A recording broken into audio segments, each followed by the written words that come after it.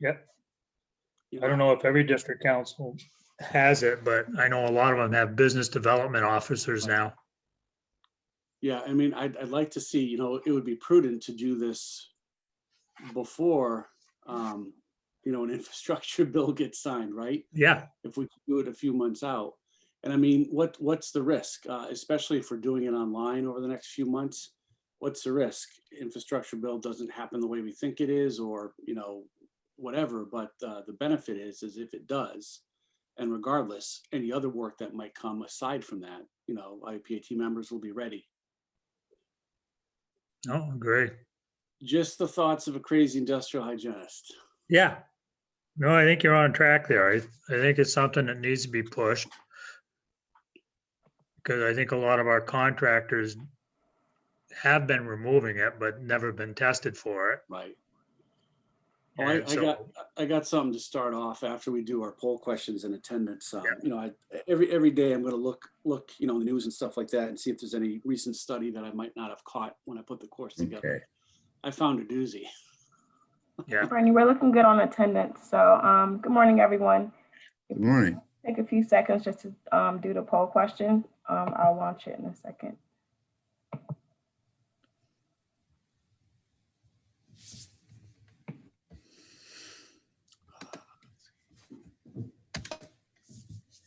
I think that was yesterday's Manisha.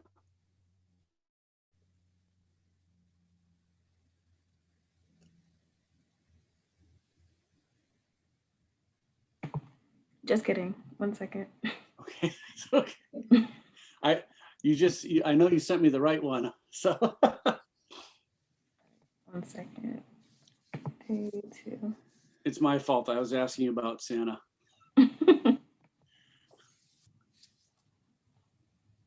Let's see.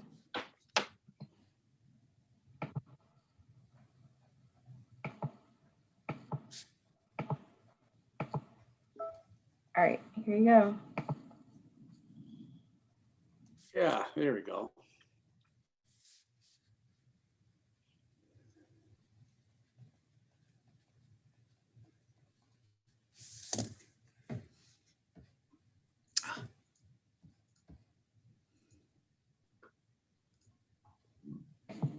All right, get ready to share my results, Bernie. Okay.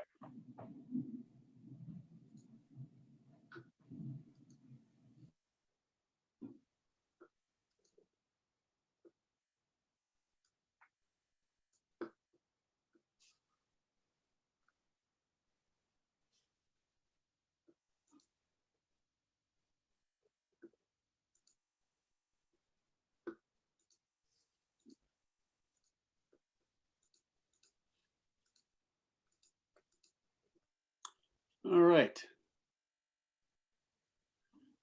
So it looks like yesterday might have you know, cleared up some things, or maybe brought some things to folks' attention. Unfortunately, you know, a sad thing that we've been around this stuff so much. But that's the object of this awareness level course, right?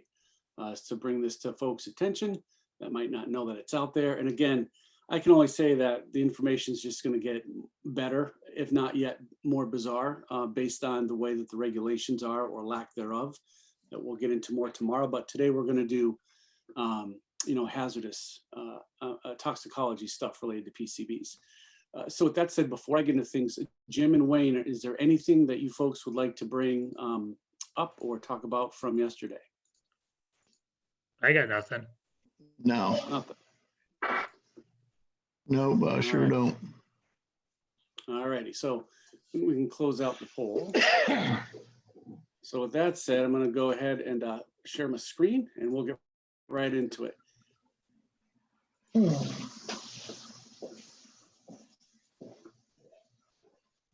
right, folks, see this okay? I should have up, it says intro to PCBs. It's the last slide from yesterday. That look right? Yep. Yep, all right. All right, so.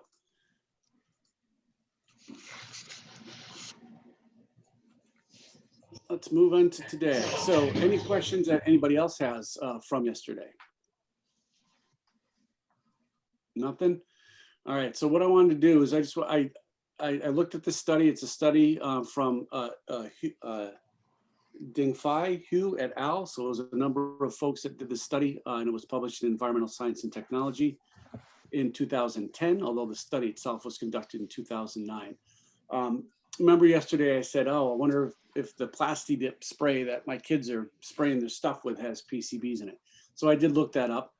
My first run through, I couldn't tell, but unfortunately, sometimes we have stuff like this that's hidden in plain sight. For instance, I can give you the example of products that contain asbestos these days, current products. It'll say contains mineral fibers, right? So it doesn't say asbestos, but asbestos synonym is mineral fiber. So I'm going to look at that SDS one more time just to make sure I'm not giving my kids a little something more than they expect in that can. So anyway, so this was a study that was done. The reason why it occurred is PCB 11, which was not one of those normal allocore ones, that was mass produced, through the 50s up to the ban from Monsanto. This was a less produced conjugate. So it was found in air samples in Chicago, Philly, the Arctic, and several sites around the Great Lakes. And it was the fifth most concentrated congener, and it was pretty much throughout Chicago when they tested this in the air. So what they decided to do is do a study on why that might be there. So they hypothesized that the PCB 11 might be present in current paint. So the study itself was done in 2009, like I said, and published in 2010. They looked at 33 commercial paint pigments from 3 local stores in Chicago. So they just went out, in the city and grabbed what they could. This is not a huge encompassing study, but it would be really interesting to see what happens if they made this larger. So they analyzed for all 2009 of the PCB congeners. And they did that by gas chromatography with a mass spec analyzer. So what that is I showed you a graph yesterday, like with some peaks on it. And one of the peaks had a PCB conjugate on it. And that was yeah, so look at these things. And the mass spec is a detection mechanism. And that detection mechanism is very, very sensitive, and it's very accurate. So it's a great tool to use. So what they did is they found that there were 50 plus different PCBs, including several dioxin-like PCBs in their samples, from those samples that they took. And again, this is current paint that they got. So they went to the store in 2009, bought this stuff, brought it back to the lab and analyzed it. So they detected azo and let's see here, phthalocyanine, phthalocyanine. So IUPAT organic chemical names are great. It usually takes me about 10 times to pronounce it. And then after the first time I pronounce it in public, I botch it. And then after that, I'm okay. So these are 2 pigments that were commonly used in paints. I don't know if folks are familiar with these. I don't know about these. It was just what the study sort of brought to the surface.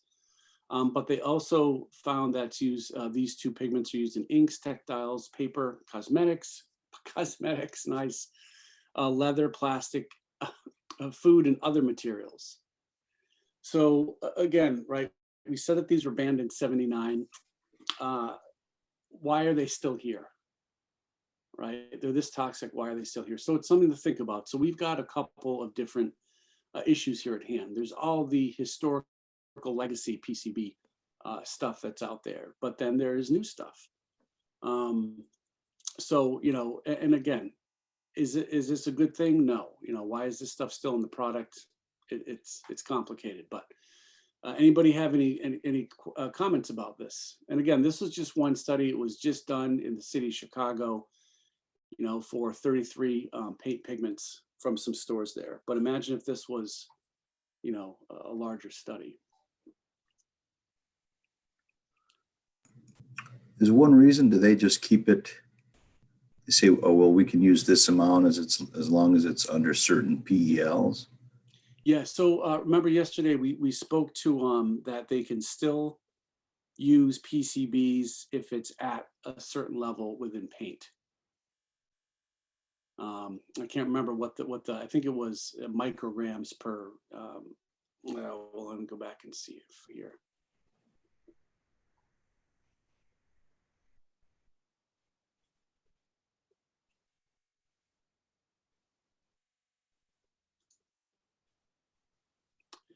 Here we go. So PCBs are still currently allowed at less than 25 milligrams. So it's a lot more than micrograms per kilogram of paint, with a 50 milligram per kilogram maximum in pigments under the standard. You know, so this is a fair amount as far as that value goes. And again, I guess the stuff is useful enough where, you know, manufacturers still want to have it in there. But, you know, one of the goals that I'm trying to do just as a health and safety director over the next couple of months is sort of get some foundational things in place for, you know, for the department. And one of those is to do an assessment of hazards that, you know, not just painters, but all the IUPAT covered trades face. And one of the ones up on the forefront is what's in paint, you know, and what are occupational exposure hazards historically, and that we've been able to study, you know, for painters, floor covers, whatever. So this is going to be an interesting, you know, I don't know why it's still in the paints. It must be that good. Not so good for us, but so what does this mean for you then, as, you know, not just trainers that are going to be maybe presenting this class or teaching in other classes, you know, like HASCOM, right? So this is a good kind of marriage to the HASCOM class that you might teach. You got to look at what's in your current products that you're using, because again, we've shown here it's not just historical use for this stuff, right? Does anybody here online teach HASCOM classes? Yeah, I mean, this is, you know, I talked about how much I like training as an avenue to increase worker protection. HASCOM is one of the gold standard ones. I mean, look, it's especially, you know, the IUPAT trades. There are so many chemicals that IUPAT members are going to potentially, you know, come in contact with, be exposed to. HASCOM, you're gonna get a lot of benefit for members out of teaching that class, because it's going to give them an understanding of, you know, how to look for, you know, current products that they might be, you know, faced using. So. All right, with that said, let's get into the toxicity of this stuff and see why it's not such a good thing to still have in paint at 50, you know, milligrams per kilogram. So we're going to look at, you know, not just toxicity for us as humans, but also the environment, because these things are connected, right? We can't get out of here. And what I've got here is this is a graphic. I apologize for the blurriness of it. I haven't been able to clean it up, but it's PCB concentration in milligrams per liter or milligrams per kilogram of fat. What we know is that PCBs really like to store in fatty tissue. And once it gets into the water system, it starts to, you know, sink down to the sediment. There, plankton, the real small stuff that we can't see without a microscope, starts to absorb it. There, other things start to eat it, and it gets bioaccumulated up the food chain. Have you heard of that term before, bioaccumulation? So where it might be okay, say, to eat, you know, a few, you know, shellfish or something like that, it's going to be a lot worse if I eat a large fish like a salmon or a tuna, because it's that contaminant is bioaccumulated, so it's more concentrated in that larger animal. And we'll look at that a little bit more as we go forward here. So this is our, you know, typical run-of-the-mill, how you get chemicals into your body, the exposures, right? Which one of these is a likely route for PCBs and why? Ingestion. Yeah, that's what I was going to say. Ingestion. Yeah, ingestion. And typically, you know, the route of exposure that we're most concerned about in general for occupational health is inhalation. You know, but with PCBs, it can be inhalation, ingestion as far as public health is concerned. It can also be absorbed through skin because again, it is fat soluble. It can also damage the skin on contact. We'll look at that. So really, we've got 3 forms that we want to be concerned about. That's why, doing hazard controls for PCB work it needs to be on point. You need to have a good assessment done. Then you need to make sure that you've got the controls in place for folks who are working with this stuff. So unfortunately, I think Wayne or Jim mentioned this yesterday, we've all got PCBs in our body. This here is an example of PCB concentration from the FDA from a diet study in 2003. It's in nanograms, which is a very, very small amount per serving of food. So typically a serving is, around 8 ounces, 10 ounces, something like that. But look at this. I mean, this is troubling because I love me some salmon. I love it. I like sushi. I like, cooked roasted salmon, whatever, salmon on the grill, I'll take it. Unfortunately, it's one of the fattier fishes. It's one of the reasons why it's good for us, and it's also so tasty. But because of that, the PCBs can really accumulate in it to a high degree. So this is, loaded.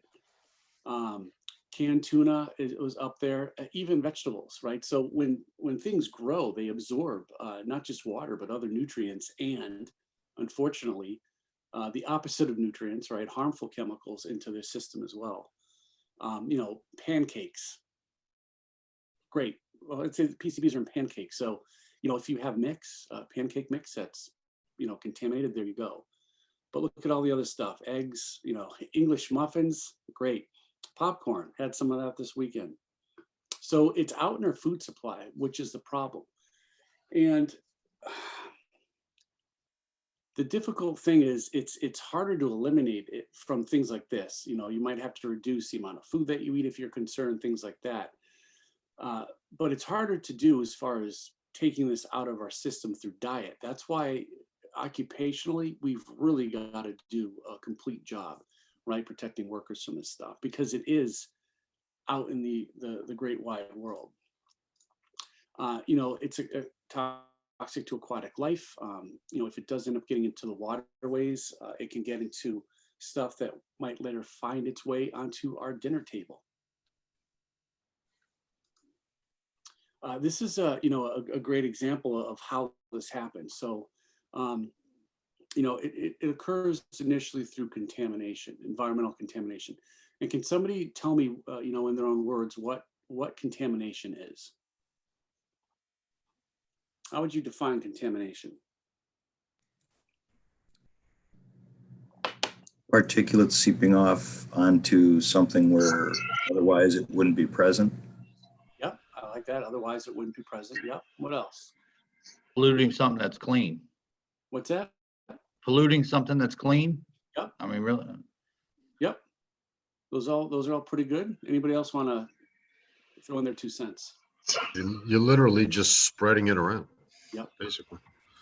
That's right. So you captured it. The technical definition is it's unwanted material in some place, right? So, you can have toxic contamination, but you can also have, contamination that, I got salt in my sugar, vice versa, right? So it doesn't necessarily have to be toxic, but contamination is material that's not wanted in a certain place. So, this is an example of a bridge, obviously. So how can this stuff get into the environment? If, paint was containing PCBs, you can have leaching. So just by the fact that rainwater gets on it, water is the world's greatest solvent. You might have other things like, micro fuel spills, things like that. But pretty much it's just water going over the surface of the coated bridge, absorbing some of that material, and then, having it run off into the surface water, etc. Dust and paint chips. So, constant traffic going over that bridge is going to vibrate that thing. It might not look like a big deal, just looking at it, but over and over and over again, that stuff basically through friction is going to disseminate into the air, and anything that gets off into the air can get into the water supply. And from there, it's going to, find its way eventually down to the ocean. So this is how stuff is going to, basically contaminate from structures that we coat with PCB laden paint. They do not stay put. So PCBs are a global problem. They're all over the world. And I mean, I've got some stuff up here on this. You know, it's crazy, but it's true. I guess I don't have to say it's crazy, but it's true in 2020, right? What a year. In African countries, so they actually use pure PCB oil for cooking in markets. So, you know, here is an example of a complete, breakage of public health. 90% of German sheep livers have concentrations of PCB food above safety tolerance levels in Germany. I do like mutton. I like some lamb every now and then.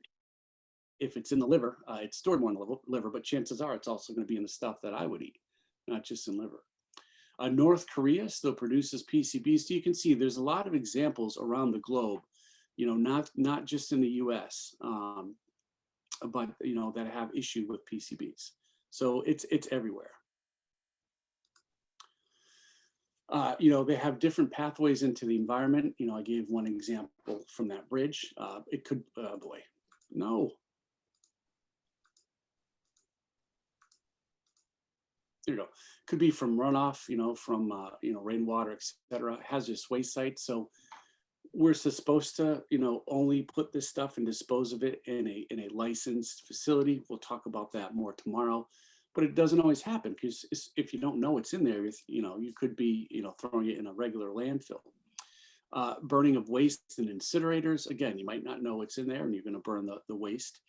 Release into the air, deposit in the ground, you know, from different kinds of building materials.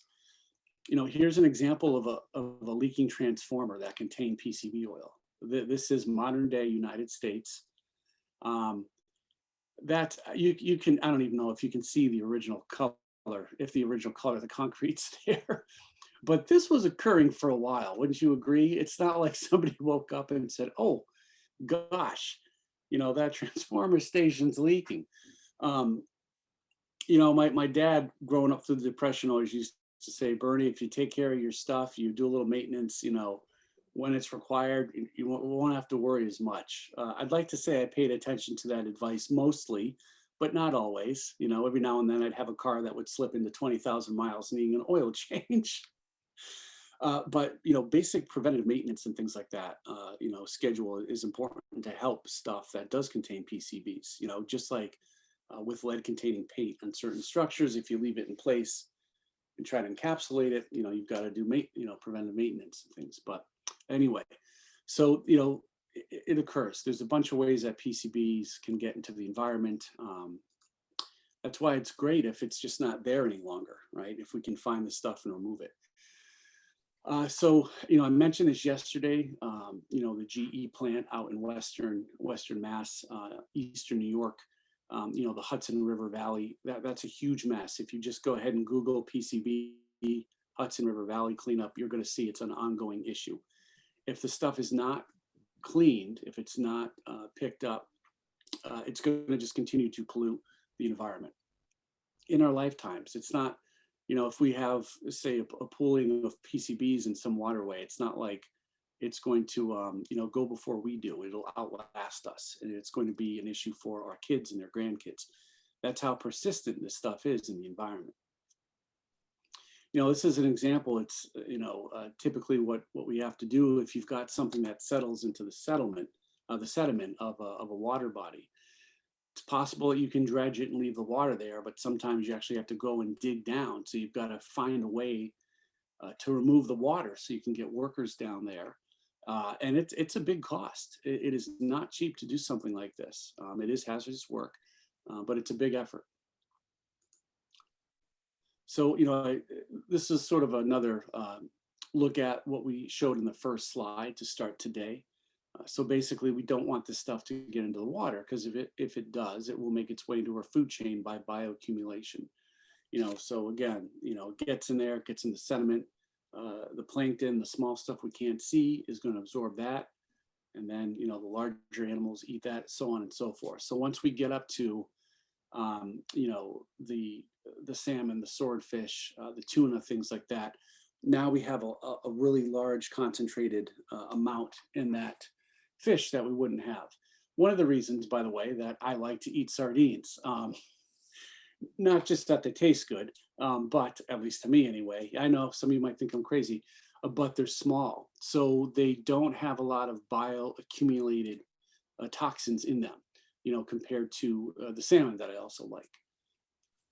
Actually, my kids like sardines. So funny story, like they, they would bring their can of sardines for lunch into school once a week when they were in grade school.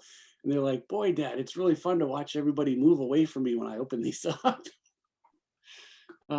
Good times, right?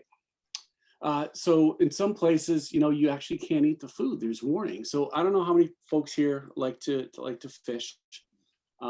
Typically what you do at the beginning of the season, you go, right, you get a new license, and usually we'll get a book, right? And it contains some, about what the rules are, what you can and can't do. And it's also got guidance for you about where you should not be eating food out of, or if you do decide to eat it, what your limit should be. And it's not just for PCBs. You've probably seen it for methyl mercury, poisoning as well. But this is a concern, right? So I don't know how many folks have actually, noticed this if you fish and you get your license, or you've gone somewhere and you've seen signs like this.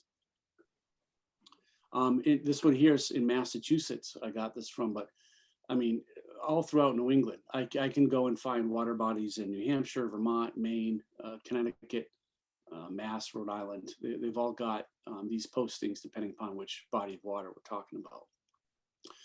So they mainly concentrate in the fatty tissue and the liver. That's both for animals and humans.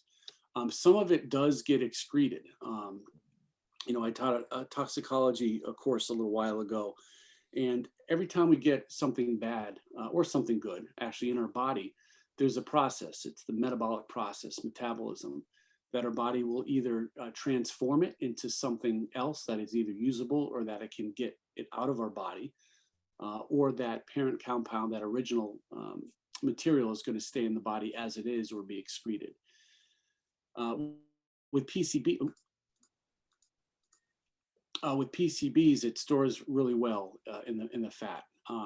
It does concentrate in breast milk and infants. So if you've got a fetus, right, a developing child in the mom, and if the mom's exposed to PCBs and it's in her body, it's going to be, affecting the fetus, but also, post-delivery, it's going to be in the breast milk as well, which is a concern. So what we know, and I've mentioned this yesterday, the more chlorine atoms that are on the conjugar is going to be more toxic for our body. It's going to be more prevalent in the environment. It's going to last longer. Right. So here's an example. I've got PCB 209 versus PCB 77. So this one here is a lot more toxic for us than PCB 77. It's got more chlorine atoms. This gets to speaking about elimination, which I was talking about. You might have heard the term half-life before. So the half-life is the amount of time that it's going to take for half of that material in our body to leave. So here I got an example just in percentages. So let's say I got a dose of something into my body. I got 100%. After one of its half-lives, 50% will remain. After two half-lives, 25% of that original dose way up here is left, so on and so forth. And then once we get to 5 half-lives, about 3% remaining. Once you get to 10, most of the stuff is eliminated from your body, but not everything. You have the law of diminishing returns here. And we can see here, it depends which PCB you're talking about, but the half-life is going to range from a few days to 450. So let's take this on the extreme side of things. So if I got one of the PCBs that has a 450-day half-life, it's going to take, a year and a half for half of that amount to leave my body. Now, let me ask you this. How often do you think IUPAT members only get exposed once? You only get exposed once, or do you get exposed day after day?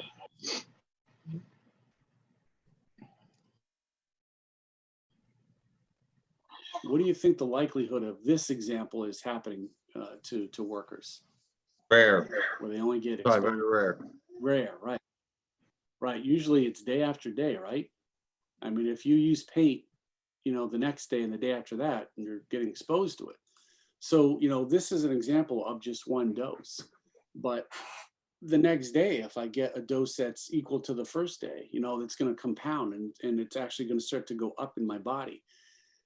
And what you'll see is that if the doses that you're getting into your body outweigh the half-life, so if you have also a high half-life and a high dose, you're not going to diminish it in your system. And if that starts to occur, then we start to see, more prevalence or more likelihood that you're going to have a toxic effect. In your Bernie, body. that goes back to that graph with the food chart. How many of you just eat salmon once a month? All we're doing is just compounding it into our body. Yep. Absolutely. So again, stemming from what Wayne said, so you base, a public health issue like this, and then if you work around it as well, right? So now you're having two exposures, right? One in your private life, one in your work life. And it's hard to get this stuff out of your diet because it's like, how do you tell, where your food came from? It's not always easy. I remember one time I was at a steakhouse and I said, "Hey, where do you get your steaks from?" "Oh, they literally said, we got them, we got them in the refrigerator." I'm like, no. I mean, where do you buy your beef from? Do you know like where it came from? What farm? They couldn't tell me. And this was the manager. He had no idea, so where does your food come from? That's a pretty important question. And often, we can't find an answer to it, which is kind of crazy. So due to the complexities of PCBs, so just how complex they are, it's not just one chemical, as we've learned, right? There's 209 different ones that are similar, and they're often mixed up together. They're also similar in effect to other chemicals as well. So it's really difficult to determine how much harm just comes from PCBs. So here are some of the known and possible effects. And realistically, the possible effects category has a lot of scientific weight behind it. What does that mean? It's likely those are known effects at some point. We just need to wait a little while longer. So we've got cancer, acute or short-term exposures, headaches, dizziness, nervous system issues can make you tired, low birth weights, possible effects, liver and kidney damage. Well, I'll tell you, just as a common sense wise of practicing science, if most of it stores in the liver, chances are the liver is going to have some health effects to it. Reproductive damage, a respiratory illness, it's probably one of our probably one of our occupational asthmatic triggers. And once you get asthma, you don't, outgrow it, you don't give it back, especially if you get it, in the workplace. So, it can range from lower grade things like I just mentioned of, headaches, things like that, dizziness, to more serious long-term effects that you're going to be stuck with. Can damage the skin, eyes, throat, can have breathing difficulties, down to long-term things like reproductive, liver damage, and different types of cancers. Endocrine effects. What's the endocrine system? We've got 7 different body systems: skin, skeletal, muscular, and one of them is endocrine. What does that one do? If you have a thyroid issue, you usually see an endocrinologist, right? This is a system that basically regulates your body, everything from your body's temperature to the immune system, a bunch of different things. So when that's messed up, you can have a bunch of different outcomes because it's not working properly. So if your endocrine system gets messed up, your immune system might be, diminished. And so you might be more susceptible to a common cold or, things like that. They are, probable or suspected carcinogens. Just a couple up here I've got listed: non-Hodgkin lymphoma, melanoma, breast cancer, men and women. In fact, there was a study that I looked at, I don't know, last year that was done in the UK on painters specifically, and they found an increased incidence of breast cancer and male painters. Liver cancer and biliary tract cancer, which is the connected to the liver. Also, I mentioned can negatively affect the immune system. Neurological issues as well with it. And I've got up here one of these bullet points, a lot of the evidence that we have for the health effects do come actually from public health studies, food studies, things like that. So the one with the neurological effects here, we looked at epidemiological studies. So the study of diseases and populations of communities that consume a lot of fish with high PCB concentrations.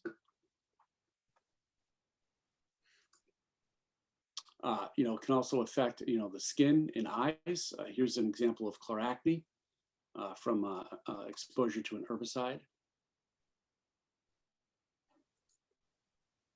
PCBs are teratogens.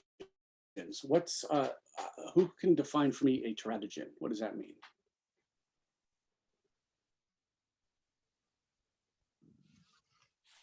Effects on a fetus? Yep, that's right. Affects the fetus as it is developing in the mother's womb. Particularly nasty things. Does anybody have another example of a fairly well-known and publicized teratogen?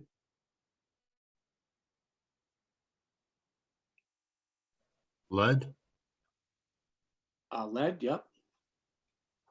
Not the one I was thinking of, but lead, yep. Lead is one. I was thinking methyl mercury, just because it's one of the other things that I see that I'm not supposed to eat when I get my fishing license.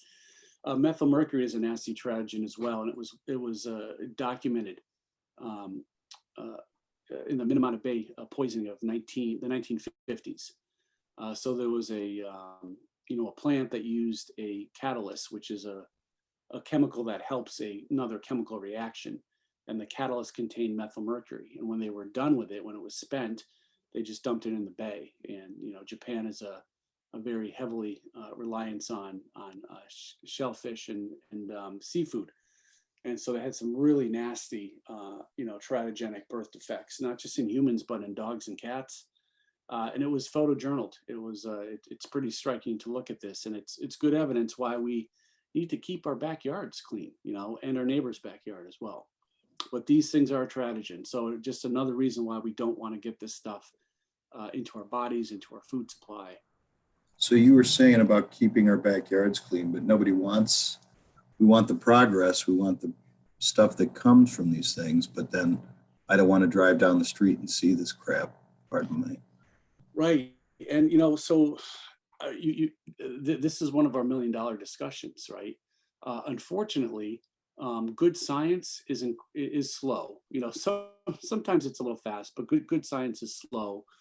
And it needs to be. I love quoting from Jurassic Park. It's one of my favorite, novel. Well, God, if you look in the back, I've got Jurassic Park stuff on my bookshelf. It was a novel that was written, by a guy who happened to be a Harvard medical doctor, right?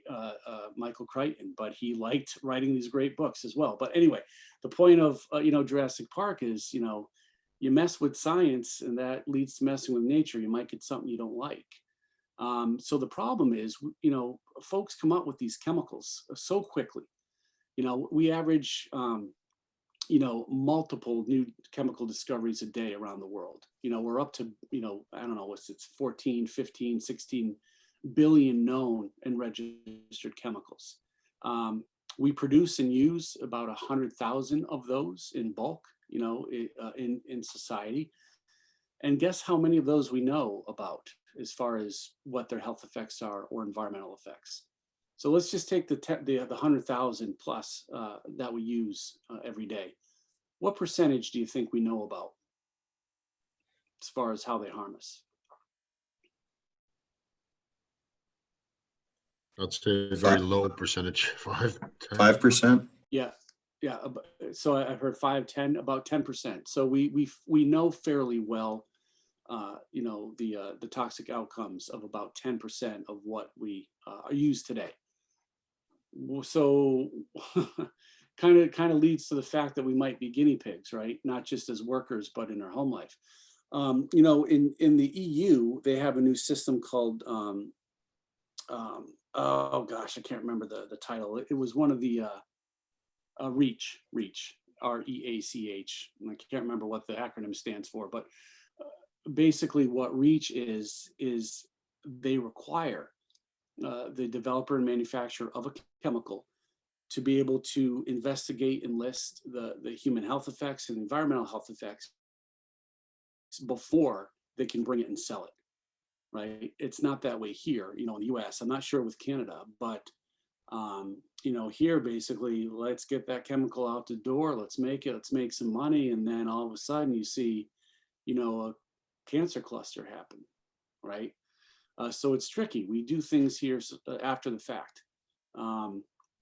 And again, it's tough, right? One of the reasons, and I learned this from Dr. John Werner.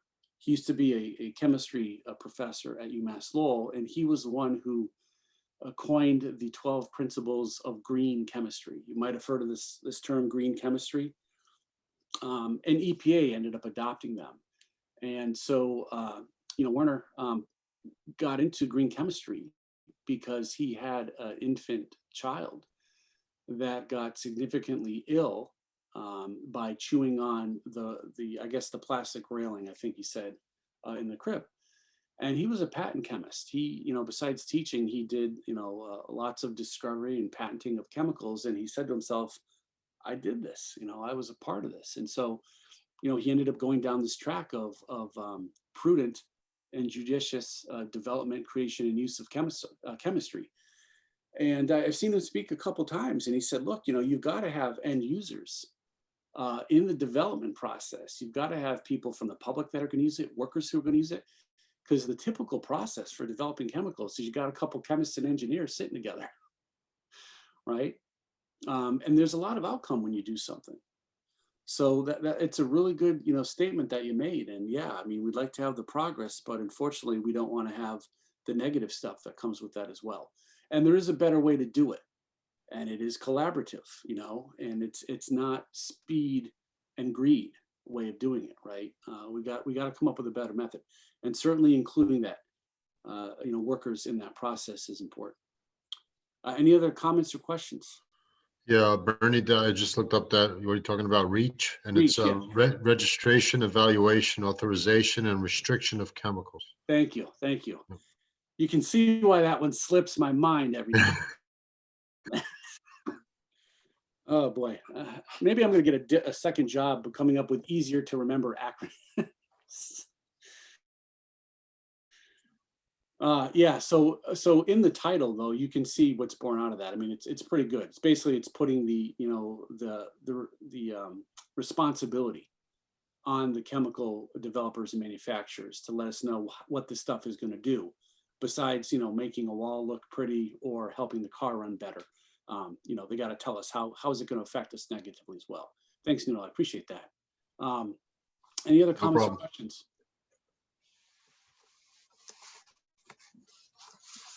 No. Okay. So, look, it's a big undertaking. It's a little scary. These PCBs are, not just historically, but we showed, just with one study, that was done, that the stuff's still used, and we know that the law under TSCA says you can still put, PCBs in paints up to a certain level. I just thought though, well, heck, who was out there testing that? Right? So they found these 33 pigments that they tested in Chicago, but who's going around testing those pigments, on a yearly or something basis to find out that there's not more in there that should be. But it's a good way to present this to to folks that you're going to have in your classes. Hey, this stuff is very serious. It's not a one and done thing. It's a legacy kind of pollutant. If it gets out there, it doesn't just have one health effects. It's got dozens. So we got to be, careful. We've got to make sure that we implement appropriate controls when we're working around this stuff. And to that end, we have to know that we're working around this stuff, which we're going to cover tomorrow, which brings us to activity 2. So this is understanding toxicology and environmental aspects of PCB. So Monisha, if you would be so kind again as to get us, the groups that we had, the number of groups that we had yesterday. You can mix up the folks, that's fine. Okay, And, I'm thinking about 2 groups since we have 9 people. Okay, that works. So Okay. why don't we do 20 minutes to, to go ahead and fill this activity out? And then we'll reconvene and do a report back, and that will conclude today. Okay, perfect. Getting ready to send them in now.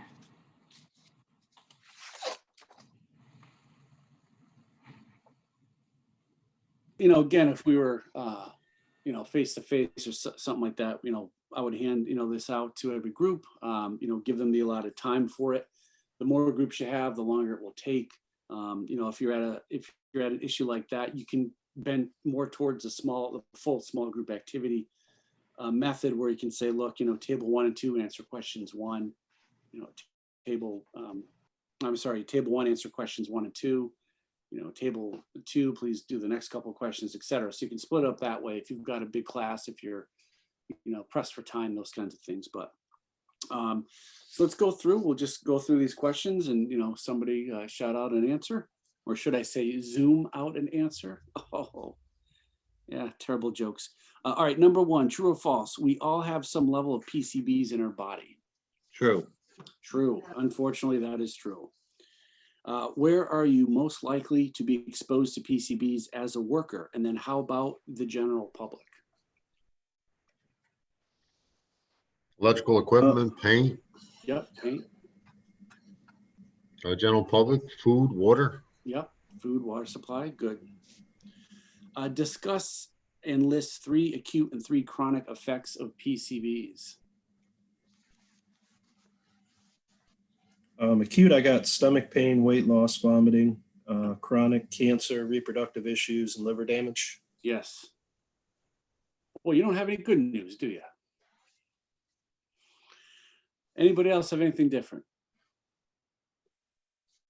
Again, the main thing between acute and chronic is acute. It's usually, higher doses. Once you're removed from the exposure, the health effect goes away. Chronic, it's typically, lower long-term doses, over months to years. And once it develops into disease, the disease is with you. Describe the process of bioaccumulation and discuss its impact on public health. Who wants to field that one? I'll give it a shot. All right. So slowly we're building up more and more of these PCBs that never go anywhere. We keep picking them up from things we eat, we drink, and that accumulation becomes more concentrated over the time frame. The impact on our health, not a good thing. Matt Naska said it had something to do with follicle problems. I can relate to that. Sorry. And on my end, it's stunting growth is what it is. Thanks, Wayne. Yeah. So that was pretty good, Nick. And remember, the bioaccumulation process, it's not just us retaining it in our body. It's, smaller organisms get eaten by bigger organisms. So you've got a more concentrated PCB amount in that. So in other words, it's better to eat, 5, sardines as opposed to a nice big fillet of salmon, right? Something like that. So the larger animal that you're, having on the food table, the dinner plate, the more concentrated that toxicant's going to be, that PCB is going to be. Have I convinced anybody to try sardines today? No? All right, number 5. List the top 5 foods that contain the highest per serving PCB concentration. How can you protect yourself and your family from PCB exposure?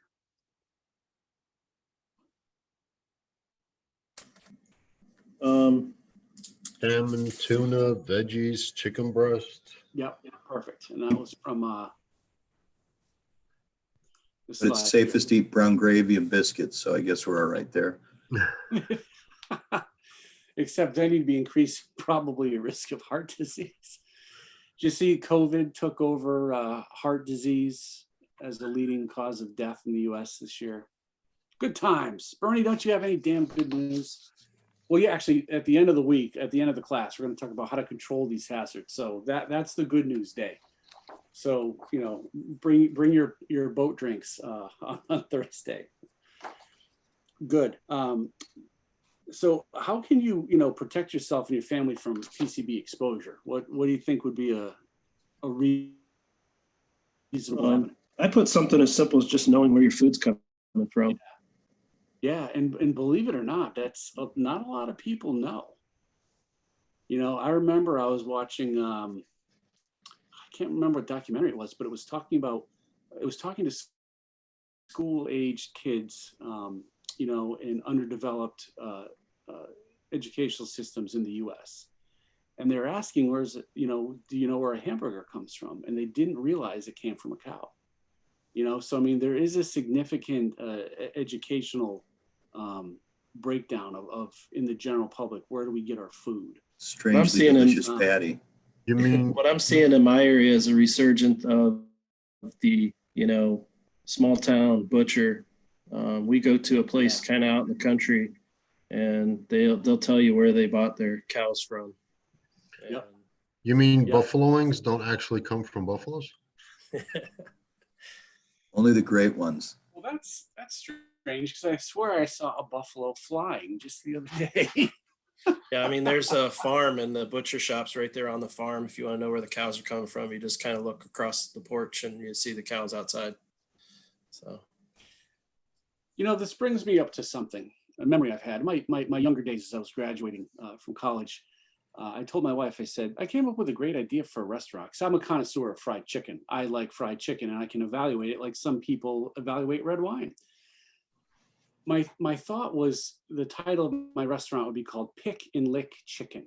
Like how you could go to a restaurant and you could like pick a lobster out of the tank that you want. You say, I want that lobster.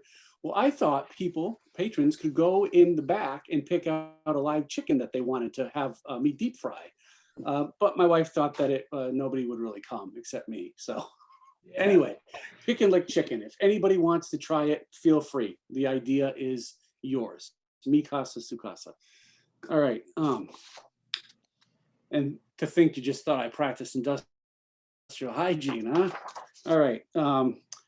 Define and state the biological half-life for PCBs, and discuss why this is important for workers and the public, and describe its impact on human health. What is the biological half-life? What's the value that we talked about for PCBs? Is it the amount of time for half of it to leave your body? Yes. And on the slide that I showed there, I did have a number of days up there. Do you remember what that one was? Were you able to find that? 450. Yeah.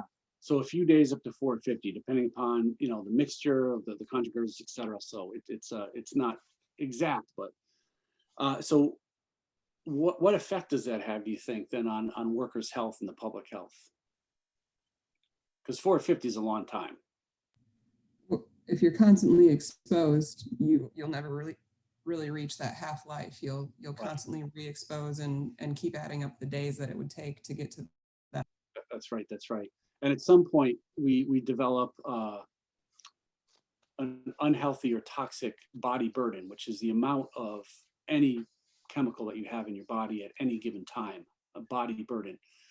And at some point your body's going to say, hey, I'm getting hurt by this stuff. So that's you said it in a nutshell. Good. Discuss and describe why it is difficult to fully understand the harmful effects of work-related PCB exposures.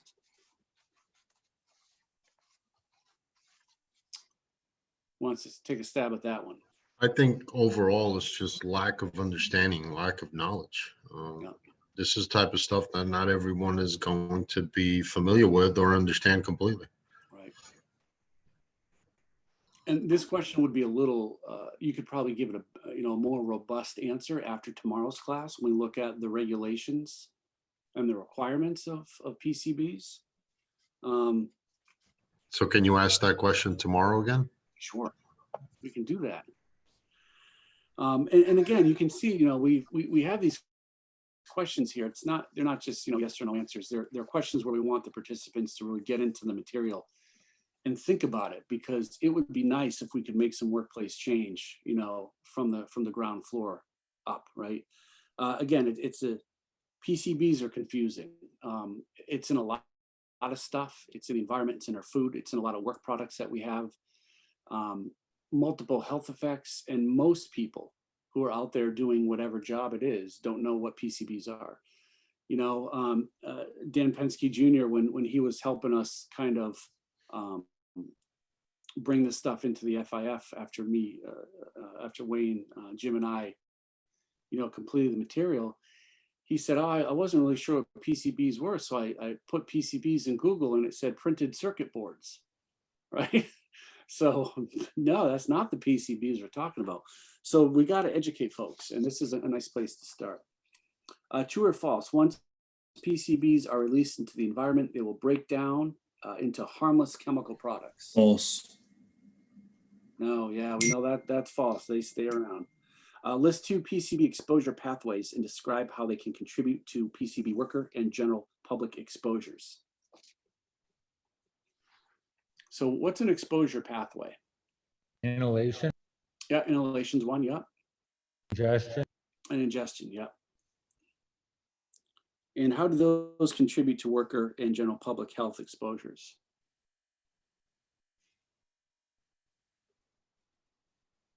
the way you do jobs. Yep, the way you do jobs. So what do you mean by that, the way you do them?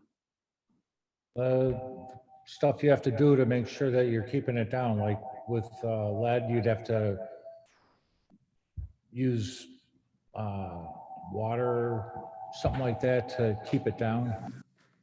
Yep. You have a bit of an echo in your audio feed. It sounds like you are godlike. You sound very powerful. There's 3 of us here. Yep, absolutely. And on the public health side, again, it's in all of our food. So it's not all of our food, but a good portion of our food. So it's difficult to eliminate altogether. So if we've got that on the public health side, and then we're also getting uncontrolled exposure to it on the work side, people who work around this stuff, they're twice as likely to be harmed, right? All right, last question, number 10. Research and list chemicals that may interact with PCBs synergistically. Methylmercury, Methylmercury, tetrabromodilene, tetrabromylene, diphenyl, I'm sorry. diphenyl. Bromodiphenyl. Like I said, man, every time I come, so the IUPAC, it's organic chemical naming system, is a mouthful. I had to learn it when I took organic chemistry as an undergrad, and I practiced 10 times, and then I usually have to mess up once or twice before I finally know how to pronounce it. I did say in the group that I was going to write something down that I could pronounce. I guess I was wrong.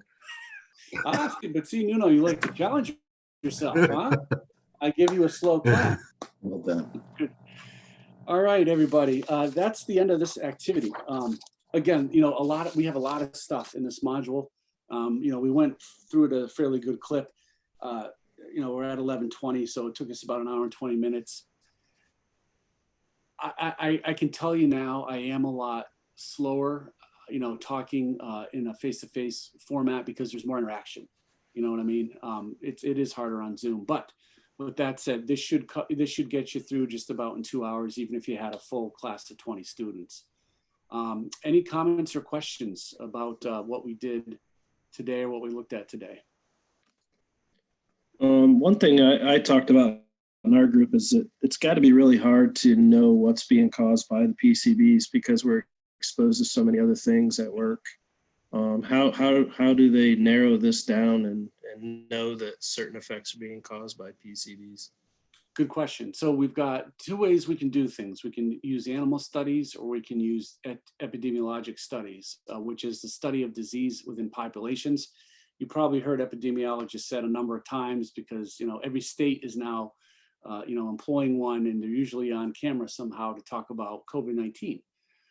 So one of the things that we do, and these studies take a long time, especially if you're doing epidemiologic studies where you're following a group of workers into the future, and seeing what their exposures are and what their disease outcomes are. There's other ways we can do retrospective or studies where we go back in time, and we do as good as we can to search records of what certain populations maybe of workers were exposed to.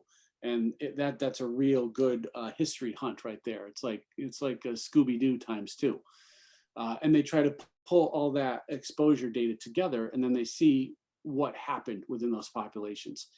And if we're looking at a specific chemical, we try to see if that chemical relates to other exposures that they might have had that could cause or contribute to what that ailment was, or what the outcomes are they're trying to look at. And from there, they try to narrow it down, and they can say, okay, well, we know that this chemical was harmful, but it was also affected by the exposure to this other chemical. Good example, cigarette smoking and asbestos exposure, right? So, there's an example. It's difficult, and to do these studies well, it takes a lot of good scientific detective work. The other way is by laboratory animals. So we will, take a toxicant that we're concerned about, and we will, subject it to laboratory animals by different means, and at different rates, different concentrations. But then the problem is none of us, have the same anatomy as a rat or a guinea pig, things like that. So we have to have this error. For instance, rats have very, very long nasal passages, where humans don't, comparatively for the size difference. So like formaldehyde, causes nasal cancer in rats, but it's not exactly sure how risky that is to developing nasal cancer in humans, because the contact time in our nasal passage, if we were to breathe it in through our nose, is just a lot shorter comparatively to rats. So those are the two ways. We've got human epidemiologic studies, and we can either go in the future or go in the past. And then we've got animal studies that we can do right now. And from there, we try to put things together, and we come out with different probabilities and how accurate that study was. And then we go from there. There you go. I gave you biostatistics in 2 minutes. Well, I lied. It was 3 minutes, but hopefully that helped. If you're interested in that, I'd love to talk. I can talk to you more offline about it. And might not be actually a bad idea.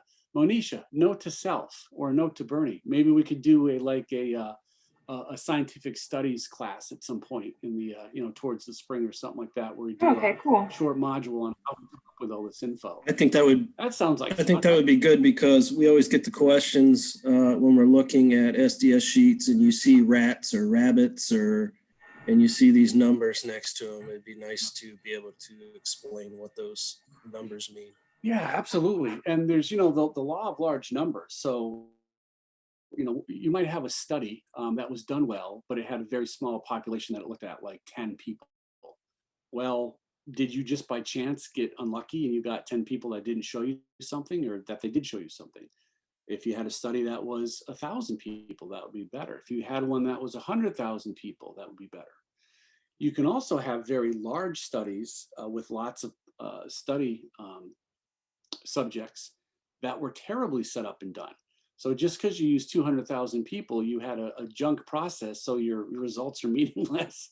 So there's all these different variables that go into it, and it can be quite daunting to set up a good study and then be able to fund it and run it to its conclusion. So yes, absolutely, we can do something like that. It'll probably be depressing, but Once yeah, you we can start- definitely do something like that. I was just gonna say. Maybe I'll do some studies on Conversation. fun stuff. We can throw in, like, how do they get public feedback on new release movies? Remember new release movies? That's when you used to be able to go to a movie theater and see. Yeah, we can definitely do that. A good Bernie, suggestion. once Yeah. once they, once you start showing symptoms, do they have to test then? For what? For like PCB exposure? Yes. Yeah. Okay. So that's a good question. So unfortunately, it can be difficult, or it could be timely, take some time for, a physician to trace back where your symptoms are connected to. You know, did you get them because you got exposed to some cleaning agent you use at your house, or was it an occupational exposure that you've been around for just a week, or were you around this stuff for years? Occupational medicine is not a lot of attention is given to this to folks going through medical school. So like if I have a semester classes, that's a semester that surveys a bunch of different disciplines of physician practice, you might have one, 3-hour section on occupational medicine. And if you want to be an occupational doctor, then you would go through and specialize in that after the fact. It's really a good idea for a worker to go in if they feel symptoms to whatever it is, different than the average cold or whatever, and say, hey, doc, I've got these symptoms. Oh, and by the way, I'm a painter or I'm a floor cover and I work around this stuff. The last week I worked around this chemical. I didn't work around it before. If you can upload evidence like that to them, information, then the doc has some idea, to maybe start looking at things that just aren't run of the mill. Oh, you got a virus and you got a cold or something. How many people here have ever gone to their family doctor and the doctor said, hey, what do you do for work, Wayne? I have never had that happen in my life. I've never had a family practitioner or general practitioner say, what do you do for work? I have, just because I work with lead and I wanted to be tested. Okay, so that, yeah. So I mean, if you go to a specific occupational, clinic for work, right? If you're a hazardous waste site worker, if you're not a emergency response team, if you're a lead worker, you will get those things without a doubt. But if you just go to your general run-of-the-mill family, and if you don't bring it up, I hardly get many people that answer yes to that. It was the old school doctor, that's why. Good question. Yeah. Well, even the younger ones today, the younger generation of doctors, it's a little bit more broad in their practice, I think, but it's not a common thing to associate what we do harm-wise to work, which is crazy because we spend a lot of time at work. Unless you're sleeping on a bed of nails, you really don't have that much hazard exposure, or your spouse snores at night when you're sleeping, right? So who knows what you do for the 8 to 12 hours of personal time, but you're at work for 8 to 12 hours, right? The average American. So that's a lot of exposure time. Bernie, So any other Bernie, comments or hearing you say questions? that, I used to tell my apprentices, to keep out track of their hours, put down in their logbook the amount of hours they worked, but just make a little note, remove decking that day, sprayed one day or whatever. That way it's not a detail, but it's going to jar something, like people think removing decking is a safe job because the lead's already gone, but you still got the residue of the lead. We've had some of our apprentices come back hot after just, at the end of the job when they get their exit, and it's because they were handling the sheets and all that residue was on it. But it's just another way for them to backtrack, getting back to what Dave's asking. So it kind of sets the memory in motion again, what you were doing before you got sick versus when you got sick. Absolutely. And if you go from contractor to contractor, that can be confusing what you did, 5 years ago. That's a really good method. It's just journaling. It's keeping a work journal. We tell all our apprentices, we give them one of those books, the composition books, and tell them to write out everything they do. Yep.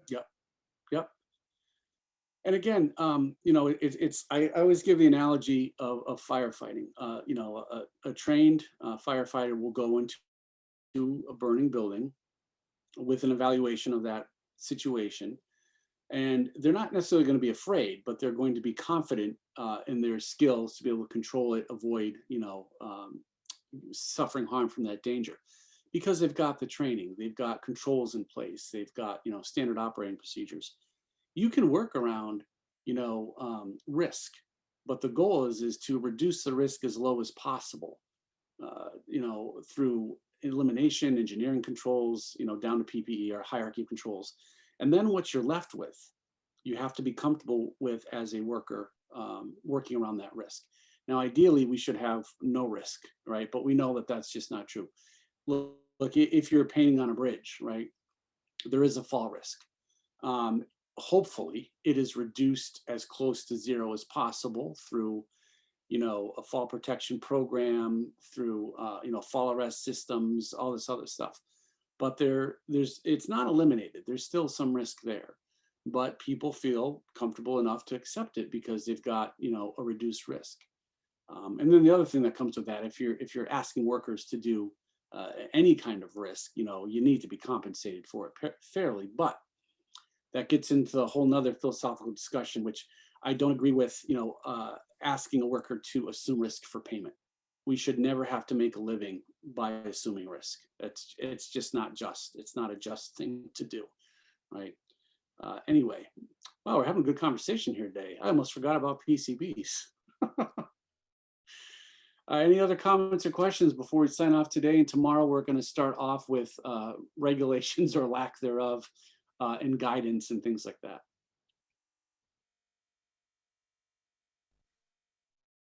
Nothing? All right, folks. If that's it, Monisha, are there any parting words? Um, No? Talk about the survey, but we'll hold off on that until Friday. Okay, sounds good. All right, everybody. Thanks all. And Everyone have a great afternoon.